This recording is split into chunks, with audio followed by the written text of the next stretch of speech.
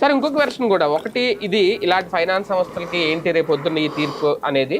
రెండో, సివిల్ కేసుల వ్యవహారంలో కూడా అంటే ఇలాంటి తీర్పులు వస్తే రేపు పొద్దున్న ఓటంకించే అవకాశం ఉంటుంది కదా. ఒకవేళ ఆ వ్యక్తి సంబంధించిన వ్యక్తి మరణించిన తర్వాత ఇంకా అంటే ఇప్పటికే చూడండి, ఆస్తులు తీసుకుంటారా రేపు పొద్దున్న, లేదంటే వాళ్ళ అప్పులు భరిస్తారా అంటారు.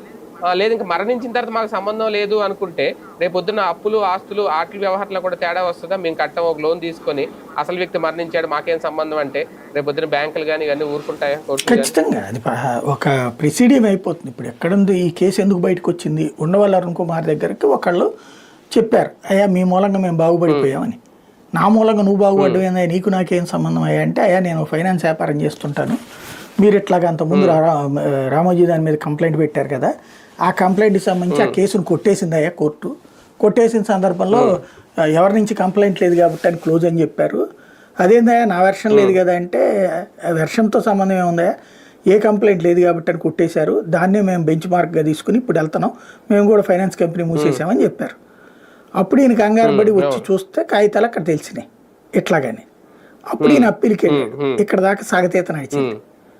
ఇప్పుడు దానికి పరిహారమా లేదు, ఇక్కడ కథ నడిపిస్తారా?